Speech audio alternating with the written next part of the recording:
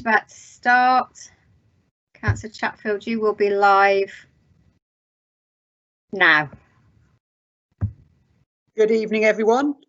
Welcome to the first online Weoley and Selly Ward Forum. I'm going to give it a couple of minutes just so we can let everyone get in who might be waiting rather than starting exactly 6 o'clock on the dot. So we'll wait until a couple of minutes passed and then get started.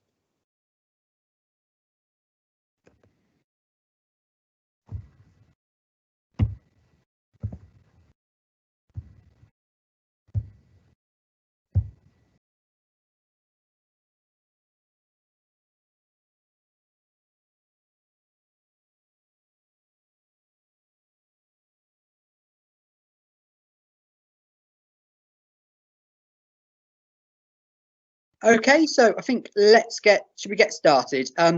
Just to introduce ourselves all first, I think if I can pull this off.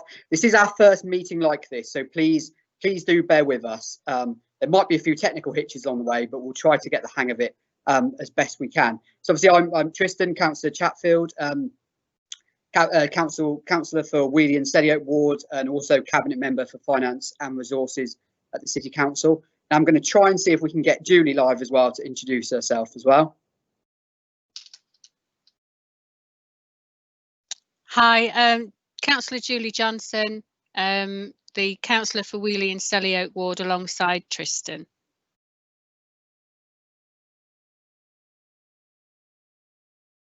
Thank you, Julie. I think that seemed to work. It's difficult because we can't see any of you, we can't hear any of you. So I hope you're out there, and I hope it's working okay for you.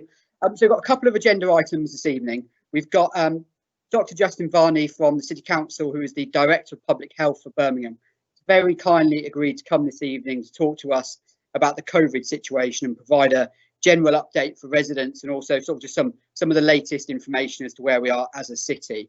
Obviously, it's a very current issue. We all know what's going on nationally, but he'll give you a local perspective. And then hopefully we're also going to have someone here from Kier Highways, who are now delivering the council's highway maintenance programme following the termination of the AMI contract, which I'm sure many of you will be aware of. Kier have been appointed as their replacements and have started work and are on the ground. And I've already informally heard some quite positive feedback from residents about how that's working. So I think Stuart, who's joining us from Kier, should be able to tell you more. But we'll start off with Justin. There is the facility to ask questions via the chat box. We will then take those questions. But if I can let Justin run through what he wants to say first, and then we'll take questions afterwards. So thank you, and no further ado, I'll hand over to Justin. Great, thank you, Councillor Chatfield, and hello everyone. So what I'm going to do is I'm going to talk a little bit about the COVID journey so far. I'll touch a little bit on testing, on risk factors, and vaccination, and where we might be heading next, and then happy to take any questions, but do put them in the chat box as I go, and I'll try and pick them up in what I tell you. So it is important just to remind everyone, COVID-19 only appeared in the world in December of last year, and then spread quite rapidly across the world to appear in the UK first in February, and then we saw the first case in the West Midlands in very early March, and the first case in Birmingham about the 9th of March. We went into lockdown at the end of March, and we saw cases rise quite rapidly over April and May, and we had 2 peaks in the first wave, and then numbers started to come down. We came out of lockdown in June. And since June, we saw numbers staying relatively flat. And as testing access improved, we started to see those numbers rise. And in Birmingham, at the end of August, we saw quite a rapid rise. And that's where we moved into an area of enhanced support. And that meant we got more support around testing, particularly, and opening up more walk-through testing centres in the city. Then we came down a bit, got stuck, went up again in the middle of September, and that's where we moved into an area of national intervention with the restriction on household mixing. And since that restrictions come into place, we've seen we're still climbing, but our rate of climb's really slowed down. So instead of the picture you see in Manchester or Liverpool, which is a very steep climb, the climb for Birmingham is a much flatter climb, and that's all the hard work that you and everyone else in the city is doing to abide by the restrictions, to wash your hands regularly, don't touch your face, keep 2 meters apart, and wear a face covering that goes from your nose to under your chin if you're going into a building you don't live in or on public transport. All of that works. It sounds really kind of motherhood and apple pie, but those are the things that make a difference and stop the spread of this virus and protect the people you love and care about, as well as our wider community and city. So we are seeing also now hospitalizations rise. So throughout this, we've known that your cases rise in the community, and about a month later, you start to see those people who caught the infection getting so sick that they end up in hospital. And hopefully many of them get better, but unfortunately we then see the deaths start to appear about 2 to 3 weeks after that. So at the moment, what we're seeing is that hospitalizations have risen quite quickly over the last 2 to 3 weeks. They've then got stuck, and we're just looking to now see if they start to increase again. So what we've seen in the last 2 weeks reflects what happened at the beginning of September, and then we'll see that gradually play through. So I do expect hospitalizations to increase. And we will see deaths following that, although my hope is that with the improved treatment that we're seeing now, the death rates will be lower than they were before. And that's a combination of two things. One is we've got treatments like dexamethasone, which is a steroid that can be given to patients in intensive care. That reduces your chance of dying by about 10%. The other is that because people can get better access to testing, more of us are able to know early on that we've got COVID. And so if things do start to deteriorate, we come into hospital and we know we've got COVID already. And that makes it a lot easier for the doctors and nurses to give the right treatment quicker. And that again will improve outcomes. So that's where we are at the moment. And we're currently tracking, and I'm just trying to see if I can give you the absolute most up-to-date numbers tonight, because they change daily.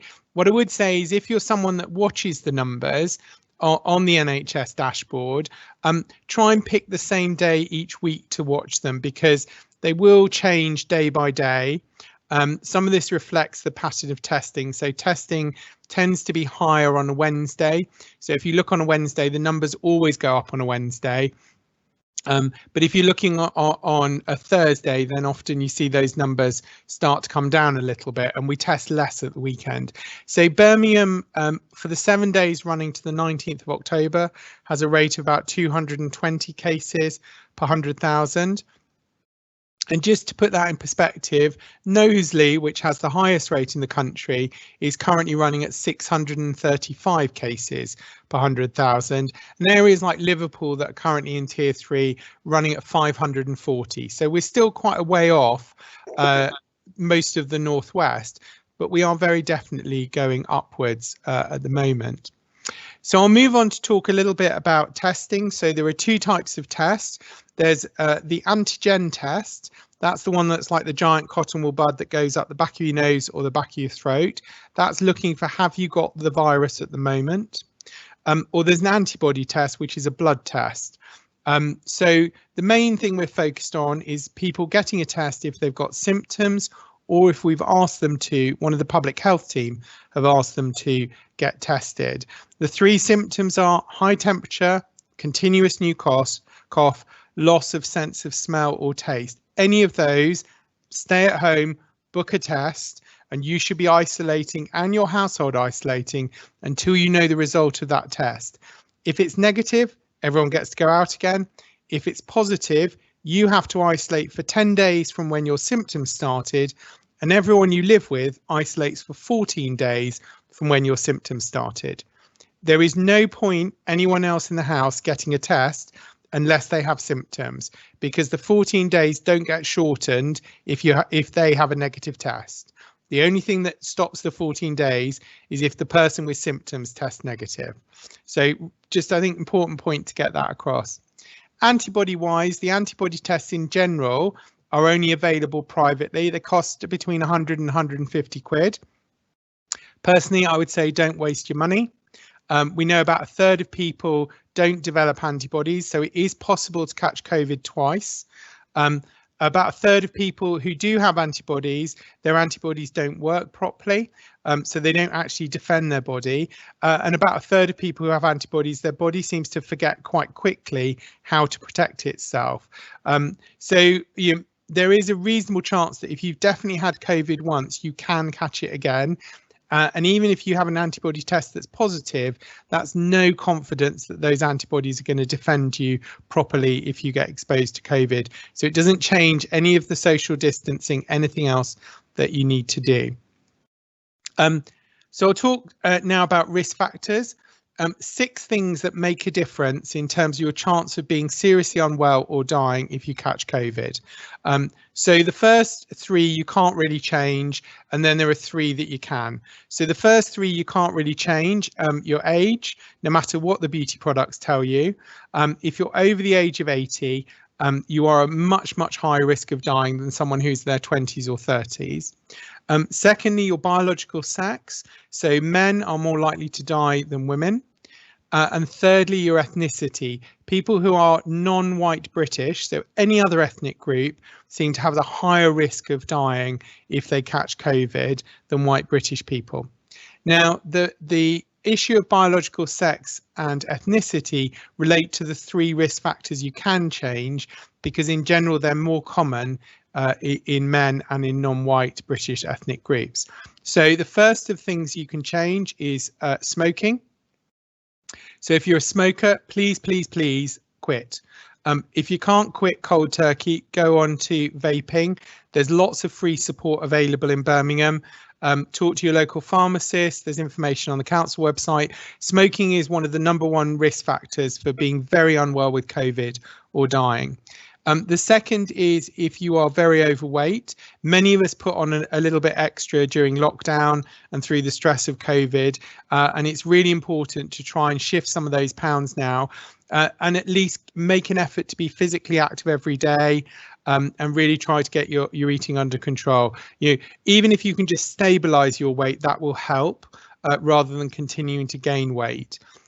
The third element is if you have a long-term condition, diabetes, high blood pressure, chronic airways disease or kidney disease, having that condition increases your risk.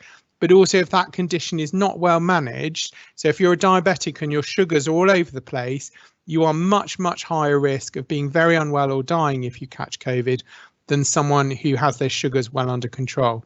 So 3 things you can change, 3 you can't. So I would say really focus on the 3 that you can. And our GPs are really keen to talk to patients and the practice nurses to help people with long-term conditions who are struggling and kind of go, yeah, I know I need to be better, but I don't know how to. So please do reach out to them and engage on that front. So I'll talk finally now on vaccination and where we're going next. So in terms of vaccination, the vaccine trials are going to plan. I was just on a call earlier today with the Chief Medical Officer where I had a bit more of an update on that. So it's all looking pretty good that we will by the end of the year have a vaccine that's got through all the hurdles. But it is then probably going to take about another 3 months to get enough of that vaccine out and get the vaccination programme up and running. I expect there will be a prioritisation. It'll be a bit like when testing started. So NHS staff first, then the most clinically vulnerable, so the elderly, those that are eligible for the seasonal flu jab, and then there may be some prioritisation about everyone else. The NHS has been asked to work out how it's going to vaccinate the country, and they've been asked to look at different models. So if the vaccine's 1 jab, 2 jabs, 2 jabs close together, 2 jabs far apart, and does it need a fridge for the vaccine or not? That's what they've been asked to do at the moment, is to work out if you take those variables, how would you actually, in Birmingham, vaccinate 1.2 million people? Not something that's easy to do.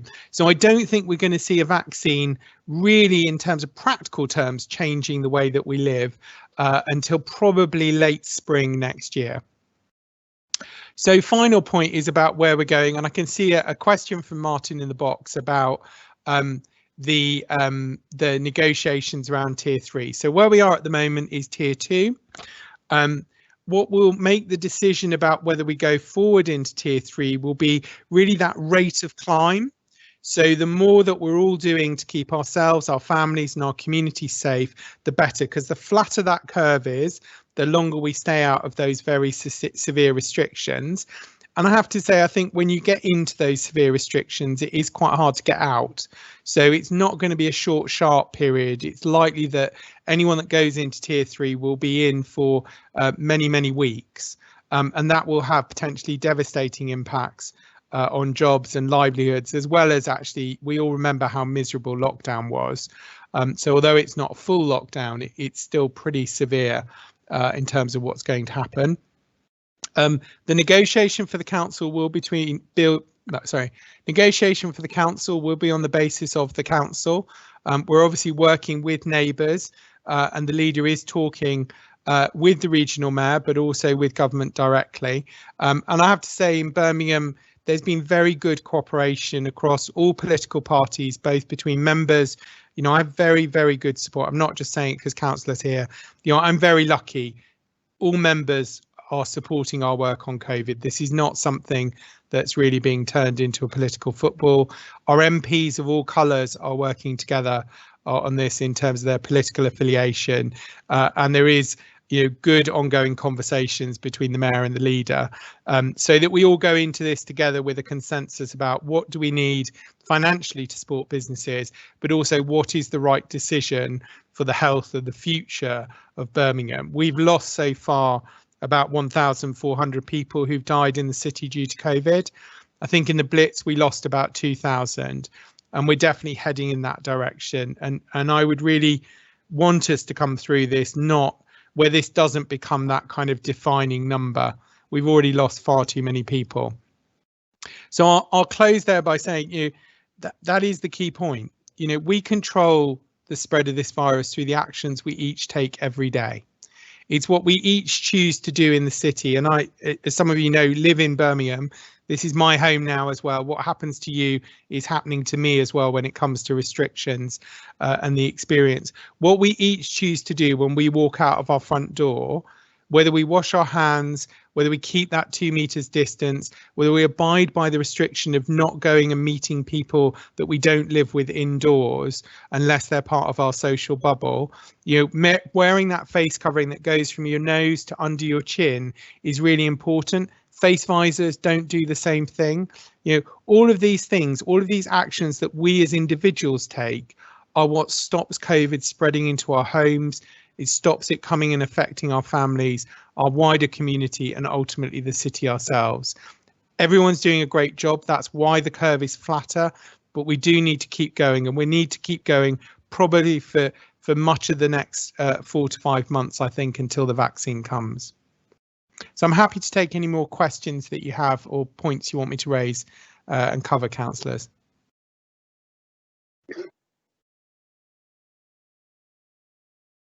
Thank you, Justin. That was really interesting. I've certainly learned something.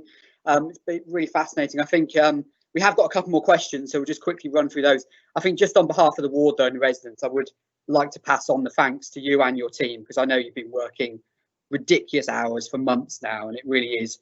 We couldn't have asked for a better team supporting the city, so it really has been brilliant, and I sincerely mean that on behalf of the residents. So a couple of questions. Firstly from Peter. Hi, Peter. Good evening. Glad to see you. How will Tier 3 affect foreign travel? Yep. So Tier 3 at the moment, Tier 3 says travel is advised against, but it's what's called a should, not a must. So you will, during the first round, we had this in government guidance where it says should. That means it's strongly advised against, but there isn't a fine attached to it. So at the moment, you could still go on holiday, providing you're only going with people you live with. When you go on holiday, you can only stay in accommodation with people you live with. So you couldn't share a holiday cottage, for example, with a different family unless they were part of your social bubble. And you can't meet friends or family in restaurants, whether that's out in Birmingham or outside Birmingham. Basically, wherever you go, Birmingham restrictions go with you, and unless you're going to somewhere that's got higher restrictions, that's what applies. So whoever's got the highest restrictions wins, but wherever you go, Birmingham restrictions go with you.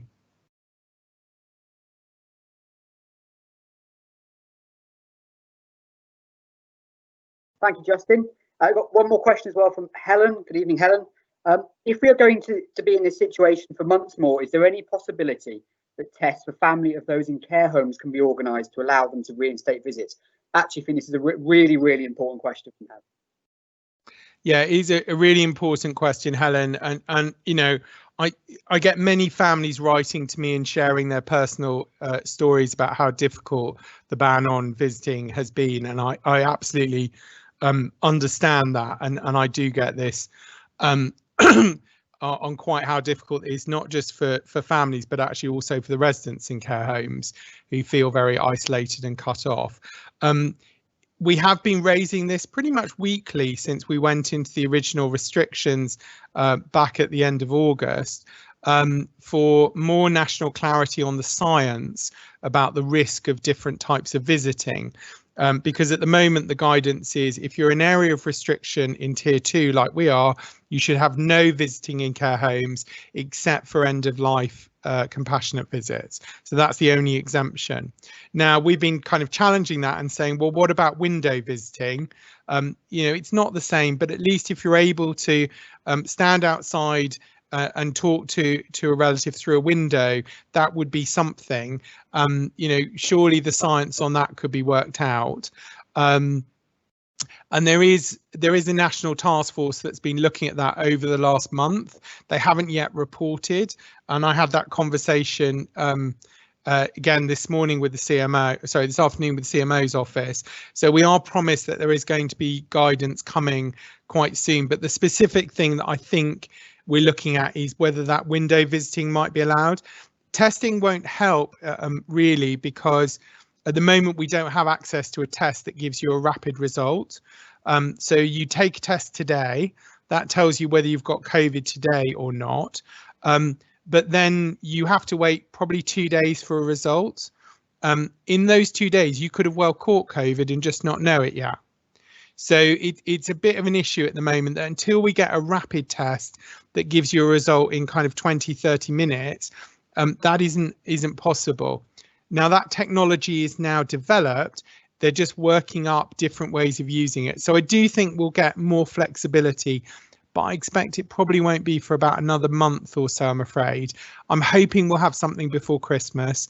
I think realistically it won't be much sooner for that, and I know, Helen, that won't be what you want to hear, but we have to make sure that we don't see the spread of COVID in care homes again, and that's where this restriction comes from. It's not about being mean to people, it is about saying the people who are most likely to die if COVID spreads in their setting is in a care home. We saw it in wave 1. We really need to prevent it in wave 2. And so far we are. Even where we're seeing COVID get into care homes, it's still very, very low numbers in the majority of homes compared to wave 1. Thank you, Justin. Got one more question coming from Anne. How are universities coping? Yeah, so I'm sure this is an area your residents are quite interested in, because you're not that far, are you, from kind of the major universities? So in general, I think the university is coping really well. Birmingham, so we've got 5 major universities, the ones you'll all recognise: University of Birmingham, Aston College and City and Newman. We also have about 4 minor, what I would call minor universities or specialist universities. So we have a University of Law that has a branch in Birmingham, as well as a university which specialises in particular type of music as well. So we actually have 9 universities. We have about 70,000 students that attend university in the city. In the last 7 days, I think we've had about 350, 400 cases.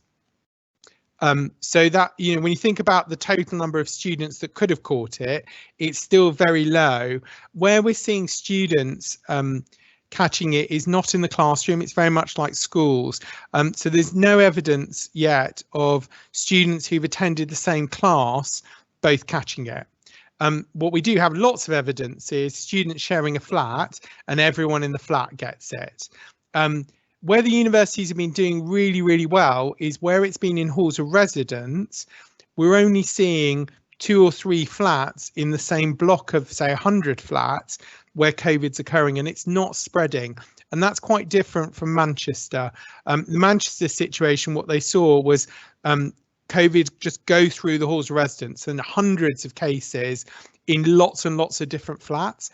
That's not what's happened in Birmingham. Birmingham, the universities have been really on top of controlling, supporting the students to isolate and stay safe, which I think is really good news. They've done a lot of work around contracts, so the students will have a kind of behaviour contract. And I have to say this university is taking it quite seriously. You know, if they find students that have completely breached the regulations and hosted a party in their house and had all their mates over, they are taking them through the disciplinary process. You know, this is a serious thing for students. They could potentially be expelled from the university if they breach this. So, you know, there's all of that work been going on as well. I think in general, we are weathering this a lot better than people expected. That's in the universities, but also in the city. If you look at other cities that are the same level of deprivation as Birmingham, like Manchester or Liverpool, we're kind of down here and they're kind of off the screen in terms of the rate. And that is a reflection of all the work that we've been doing together. And the university is a really good example of that, actually, about how good the partnership is. And how quickly we're responding and picking up when it's the first case rather than when we've got 10 or 12. And by that time, you've probably got 50. So getting in early has been really key.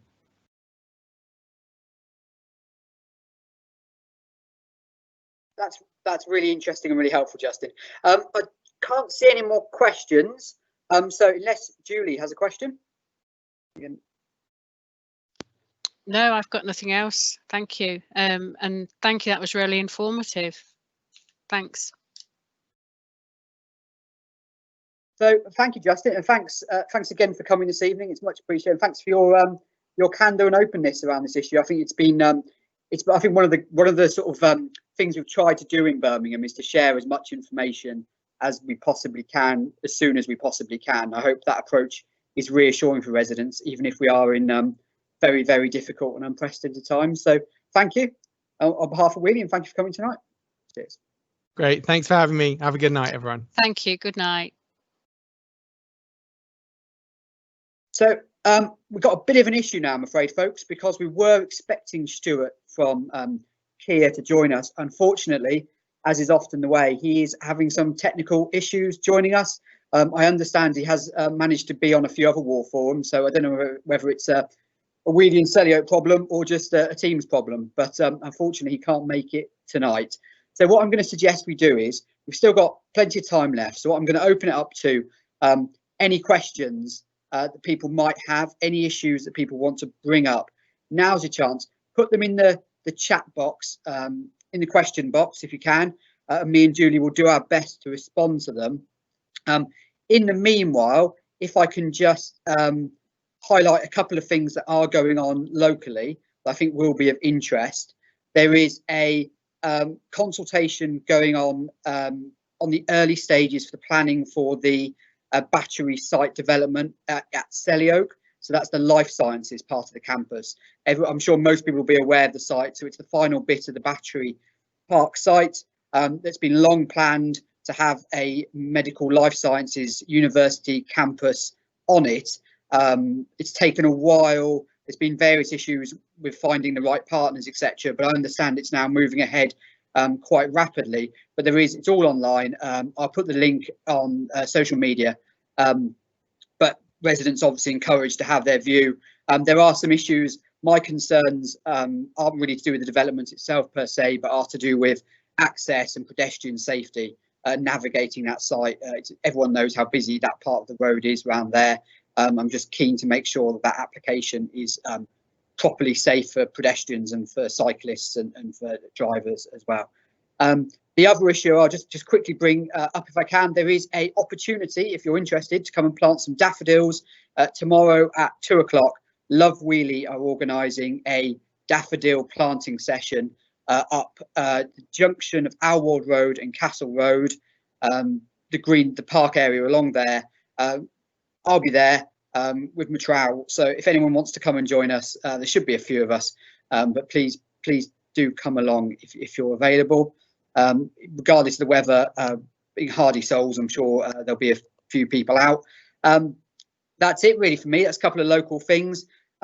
As ever, there are some issues around fly tipping in the area, which we're trying to address as best we can between me and Julie and the Fleet and Waste service.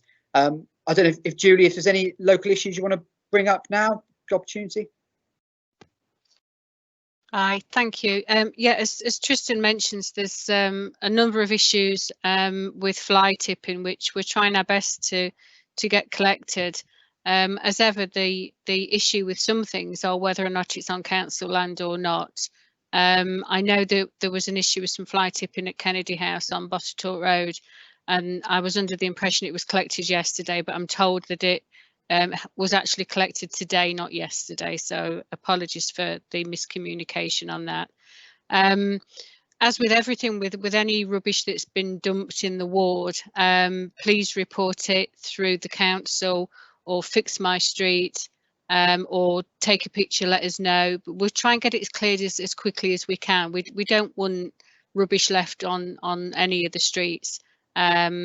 So we'll endeavour to get it cleared as quickly as we can. And I know it's frustrating when it's not cleared as quickly as possible, but we try and do our best to get it cleared as soon as we can.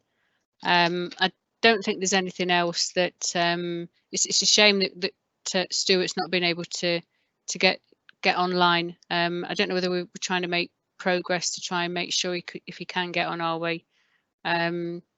It's if not, we'll try and get him for next time. But the fly tipping is the main thing, really. Anything else for me? Thanks. I've got a couple of questions that have come in that we can try and address as best we can. They are not surprisingly about the roads at the moment. So we've got, before I do that, I should just say, sorry, the daffodil planting is on Friday. So I'm clearly a day ahead of myself, but it is on Friday afternoon at 2 o'clock. So question from Anne, who decides when to close roads? You had Weoley Park closed in evenings, Gibbons Road closed, and delays due to roadworks. Who decides when? Obviously, an application is made to the council by whoever it is that needs to close the road. So whether that's Kier, for example, doing highways work, or whether it's gas, water, etc., they have to make an application to the council, and I think there's various fees involved in that. And then a decision is made as to whether to grant that or not. And it usually is granted as a matter of course. However, there should always be a travel management plan in place, and various other technical and legal stuff you have to do to get it all compliant. We're really aware of the fact there's been some serious traffic problems, partly due to some planned road works, but also they had to do some emergency gas works as well, which didn't help. So we've had all of that going on. I had to get onto the highways directly. I think both myself and Julie did, after they closed Gibbons Road both ways at one point, and the roadworks were still going on the Bristol Road, so it was causing substantial issues locally. So we did manage to get that at least moved to just a one lane closure, so at least traffic could move in one direction. I think Gibbons Road is fortunately now completed, so that should be out of the way. I think Weoley Park is still ongoing, and the triangle, as I understand it now, the triangle works are due to be substantially finished by late November, early December. They were delayed because of COVID, etc., but they are back on track, and if anyone's been locally recently, they'll see how quickly they have moved. So things are moving along. So hopefully, fingers crossed, we should start to see a significant improvement over the next few weeks leading up to Christmas, which I think will be welcome. But if there are specific issues, as always, just drop me and Julie or one of us or both of us a quick email with whatever the issue is around road closures, and we'll pick it up. The only other issue with road closures we get is around where they do filming in the area for things like doctors. That can cause some little issues where you have minor road closures. Again, often not notified in advance of this as councillors, so if it does crop up, do let us know if there's a problem. Yeah, usually it's not an issue. They do it quickly, close the road, open it in a couple of hours. Residents are notified, no problem. But that's not always the case. So if there is a problem, please do just let us know. The bus lane introduced on the Bristol Road is ineffective and dangerous, says George. What are the plans for it in the short and longer term? I'll bring Julie in on this because she's done a fair bit of work on this. So I think it's right that she probably answers this. My only point I'd make is it is a 6-month temporary project. So there will be a complete review of it after that 6-month period. We have asked for it before that as well, but at the very minimum, there will be a substantial review when it gets to 6 months that will check all the things like all the stuff around whether it's worked or not fundamentally, whether traffic's got worse or better, or whether it's improved road safety. All of those things will be considered in the round in 6 months. I have to say I do have some concerns, especially around the safety of entrance and exit from the side roads. So Witherford, Middle Park, that does worry me. My own personal preference, I think I've said all along consistently, is that we get is to extend the blue cycle route down the Bristol Road all the way to Northfield, and I think that would be a sensible. If we can get the money, it's expensive, but if we could get the money, that would be my personal desire. I'll bring Julie back on though on the bus issues. Yeah, thank you. What happened with the bus lane was that a petition was put together by a colleague, sorry, by a resident rather, and I presented that to full council, and it really was about, as you've put on that question, it was about the you know, it's a dangerous thing that's been put there. We presented that petition at council, and it's not about you know, we must get rid of the bus lane, we must do this. It's about having a rethink and having a look at that that bus lane that's been put there, and the whole stretch of that area of road. And we all want to breathe clean air, but what we want to do is have a look. It's the fact that it appeared overnight, the fact that there doesn't appear to be proper signage, and what we've asked officers to do is go away, have a look at it, come back with something better than what's there. As Tristan said, it's there for 6 months. It's a temporary thing. The fact that what's really angered people is it was done without consultation, and it was done because of COVID. It was done because there was some emergency funding, and it's angered an awful lot of people, including myself, that we didn't get a say about various things that were done in that area. But that's being looked at currently. And we will come back to people about any changes that are going to be made. It is dangerous on the junctions that Tristan has mentioned. I've been out there, I've looked at it. We went with the cabinet member, we went with officers, we pointed out a whole load of things that residents have come to me about, and we hope that we can, you know, come back with something that will put things right, taking into account everybody's comments, and that is the cyclists that use it, and taking into account everything that people have put into emails that have been sent to me and also to the cabinet member as well. So please watch this space as to what we can try and do to make it better for everyone. Thank you. Thanks, Julie. Got one more question has come in from Helen again. Regarding safety around Watermill School. I'm just reading as we're talking now.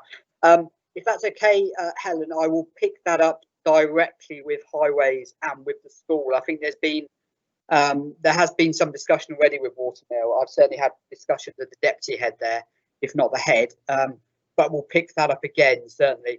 There is one, I think, really positive thing the council has been doing, which unfortunately we haven't benefited from in our area yet, because there's only been a very limited number of schools in the city, is around closures of roads around schools at drop-off and collection time.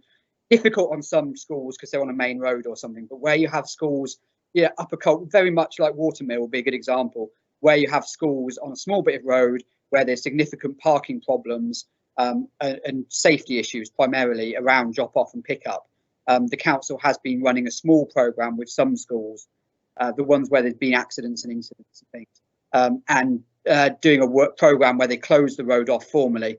And actually, I think that's gone down actually really well with certainly with schools, but also with parents and residents, the vast majority of parents and residents as well. So that's certainly something we'll be keeping a close eye on, and trying to make sure that some of our local schools get the benefit of that where possible, and would be the right thing. Got a comment from Simon. There's not been an issue with buses running between Selly Oak and Northfield. Actually, I agree with that. Both myself and Julie are regular bus users, and anyone who's got the bus either into or out of the city will know that you get held up, you get snarled up at Selly Oak and at Northfield, but actually the stretch that runs along our ward along the Bristol Road it generally runs fine. I don't think personally, I think there was one time there was an accident on the road, but I think that's the only time I've ever been held up along that stretch. So again, this has all been fed back to Highways and to the Cabinet member via Julie, via the petition. And as I said, both of us are strongly of the view that they need to think again, and changes will have to be made to that project. We are absolutely aware of how much concern it's caused locally. But that's not to detract, I don't think. I think it is worth saying that as a general principle, I found the figure the other day, actually, that in Birmingham, there are 650,000 privately owned vehicles now, which is a staggering number of vehicles. And if you add 650,000 plus all the cars that come into the city commuting, and just, you know, everyone who lives around the city, Solihull and the Black Countryside and all that, put them together, you're probably talking of upwards of 1 million cars that regularly use the roads in Birmingham, which is as many cars as there are people. And that's substantially higher than it was in 2000 or even 2010. I think the number was about 40% higher than it was in 2000. So we're going to have to find a solution that works in terms of road usage, and the number of vehicles. Otherwise, we're going to end up like these American cities like Los Angeles, where the traffic, we just keep building roads, more and more road space, more and more cars, and in the end, it just becomes unlivable, and everyone spends all their time sat in queues, getting very depressed about having to sit in a car all day. So I think we've got to make some big changes. I think Rob would agree, though, the way the changes are implemented down the Bristol Road is not ideal, and I really do think they're going to have to go back and think it again. I think. A point about Frederick Road, St Mary's. I haven't had much communication with St Mary's, so I'm happy to make contact, or if people are if anyone out there is a governor, etc., and want to have a conversation or link me into the relevant person at the school, more than happy to have a conversation. Always happy to pass on requests into Highways and see what we can get done. I think that seems to be the last of the questions. Appreciate yes, Chatfield, it's Kay. Sorry, there's a question about fly tipping by the Mencap building. Okay. Is it still on? Okay. Yeah, got it. Okay. Let me just have a quick scan. Path behind Selly Oak Park. Right. Okay. Yeah. This is a difficult one. Again, we've had various bits cleaned up. If you ever walk down there fairly regularly myself, it's actually quite a nice walk, but there is a consistent problem with fly tipping. And I think the problem with that site is it's quite difficult to prevent there by any measures that we might reasonably able to put in. So there's an issue with fly tipping where, to be honest, people just chuck it over their back fence. There's also an issue with people obviously bringing it to the site, especially at the entrance and exit points. And yeah, we could put more bollards in and more fencing and things, but in the end, I think it is a site that is going to be susceptible to fly tipping. The council spends £11 million a year, every year, collecting rubbish off the streets, not your bin collections. This is just fly tipping and sort of routine enforcement, and street cleansing. So it's not as if we don't spend a lot of money trying to keep these things clean. And it is a big challenge and a big problem for the city that we continually get fly tipping in a lot of it's not just in Selly Oak, it's a lot of our parks. It is an issue, and if it's reported to us, we'll report it on and try and get it sorted. Work with the Lapel Canal Trust, work with them already in terms of doing things like they organise regular clear ups through there and things. So do continue to do that work, but in the end, it is I think, in all honesty, a difficult site. I think the best we can offer at this point, I think, is just we'll keep on top of it. If it's reported to us, we'll keep sending it in, and whenever we're down there, we take pictures and report it in. We do get stuff moved, but it's like whack-a-mole, to use a current phrase. It is every time we get something cleared, another pile appears, which is pretty disheartening, quite honestly, for us and for local residents as well. But we will keep on it. But actually, the comment is accurate in there. Is the long term, the way to fix this problem long term is, I think, to get the canal through there done properly, and then that will open up usage, make the area more public, and hopefully off the back of that we'll see a reduction in fly tipping. But I'm afraid there isn't really an easy answer to this. We are looking, I think the city are looking at investing in more CCTV for enforcement, but obviously that's going to be fairly sporadic. It's not going to be a case that every area that has a problem gets CCTV. It will be relatively limited, and it'll have to be mobile and move around. So if we do get that facility, it'll be certainly something we might want to tap in locally. But that area is unfortunately not the only fly tipping hotspot we have in the area. It is a bad one, but there are others as well, and we do try and keep on top of all of them as best we can. Yeah, I'll pick that up. So we'll pick that issue up next time I'm down there. I'll take a look down there and have a look. I'll pop down on Friday possibly and have a look. And as I said, we will keep reporting it in. And then one more from Simon. I think you probably have to get someone slightly more qualified on the clean air zone to this. Why is the clean air zone included A38 through the city? My understanding was it was based on modelling, and that's where the problem is fundamentally. And in fact, if I remember rightly from looking at the maps, it is actually the A38 that is the biggest driver of this problem. So that's why it is included through the city centre. And it is around the key junctions in the city centre where we have the worst air quality. And obviously a lot of people, one end down the Bristol, where joins onto the inner ring road on the Bristol roadway in, Pershore Road, that section there, terrible air quality. And obviously there's a lot of young people and families, there's housing development around there. And then at the other end, you've got Aston University. So all the students, office workers, etc., are breathing this stuff in all the time. So that's why the clean air zone is going through there. I think we did have some people from the clean air zone came to one of our ward forums, but it might be something that as we move towards implementation of that starting, it might well be worth getting them back. That's something I'm sure we can look into arranging, and perhaps have a quick chat about the clean air zone again. I think they're looking now at June next year, so it is moving ahead, and so we now have a date we know we're working to. Someone has built some steps down to the walkway. Not sure exactly which walkway we're talking about. Is this through the one along the back of Selly Park? Helen, if you just put something in the comments, and again I'll pick this up. We can take that away. If it's out of someone's back property onto it, then if it's crossed over onto council land, then they would obviously need permission from the council or the landowner to do that. If it's still on their land, then it's okay. Obviously, there's nothing to stop someone having a back gate onto it. If they've built onto the park, though, or what is effectively parks, I think it's parks land or housing land, depending on which section, then something might have to be done about it. But if you let me know exactly where, again, we can certainly report that in.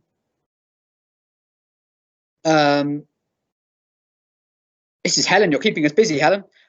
Have you any information on how COVID is affecting the ward economically? Not directly, I don't think yet, because it's probably, in all honesty, too early to have that. The way the council would normally monitor that is through business rates. So if we would see a large drop off in business rates, then we would know that there's been a drop in business. The honest truth is this is going to be absolutely brutal for some sectors of our economy. I think everyone is probably in the meeting is probably aware that hospitality has got real issues, but there's a whole load of stuff that spins off hospitality. Things like, so for example, weddings is a good example. So yes, it's the wedding venue, it's the caterers for the weddings, it's the photographer for the weddings, it's the bridal bridal wear shops, it's the suit hire shops, it's the dry cleaners, and that's just weddings. So you take all those sectors, there is going to be big problems coming down the line for some of our sectors. And what we desperately need the government to do is ultimately put their hand in their pockets and provide more support for the wider economy. We're going to need a lot of investment for business recovery. The fact is that after a decade of the council having its budgets cut, the council doesn't have the resource to intervene in the local economy that we'd want or we did in the past. So it's either going to have to be done through Andy Street's combined authority, or the government are going to have to direct funding towards the councils to help them do it. And that's, I haven't got much more of an answer. I don't know if Julie, you're picking up anything locally. So I just had to unmute. No, I think, as you say, the impact affects numerous sectors when you have something like the wedding industry, as you quite rightly highlighted, and the impact that has. It's like a domino effect, isn't it? It just sort of, you know, bounces down. The hospitality sector, as is highlighted regularly in the news. You go through Northfield High Street or down in the Weoley community, you know, it's devastating, and the impact that this will then have on unemployment. I think we'll start to see some more statistics come out into the domain about how this is affecting once the furlough scheme ends. But at the moment, I think it's just a case of we just need to wait and see how all this is going to affect us and what the stats will say. But as Tristan quite rightly says, we need some more assistance from the government as to how this can, you know, we can put this into our communities. Okay, we'll pick up issues that have been raised in the questions, but I think we'll probably leave it there for this evening. Thank you so much for attending. It is appreciated. So this is our first stab at this, so thank you for bearing with us and being patient. We'll get better at it, I'm sure, and we will certainly do another one of these in the future for as long as unfortunately we are in these COVID restrictions. And actually, I think there is a benefit to doing it this way. Perhaps in the future we might want to consider doing a bit of a mixed thing where we do some of these and then some of the ones in the flesh, because there's a lot of people for whatever reason struggle to get out in the evening or during the day to come to meetings. So some ways this is actually works better for some people. So I think we will definitely bear that in mind as we go forward into the future. So all it leaves for me to do really is first of all thank the officers. You can't see them, but there's a couple of people behind the scenes who are making sure everything stays live and gets recorded and doesn't break along the way. So thank you to those guys, and thank you all for attending. It's much appreciated. And as ever, any issues at all, local matters, Weoley and Selly, please just drop us an email. You can find us on social media or wherever, and we'll try and get back to you and see what we can do to help. So thank you, and we'll hand over to Julie to say goodbye as well. Thank you, and thanks to Tristan for chairing. Thank you to the officers, as Tristan's alluded to, and please get hold of us if you need to. We hope that we'll be able to try and get back to doing our surgeries as soon as we can practically do so. And we hope that I want to try and set up a Zoom meeting that we can do where everybody can see each other, and as soon as we're able to do that, we'll post the details of that as soon as possible. But thank you to everyone. I know this is all a bit strange, but thank you to those of you that have taken the time to take part tonight. Thank you.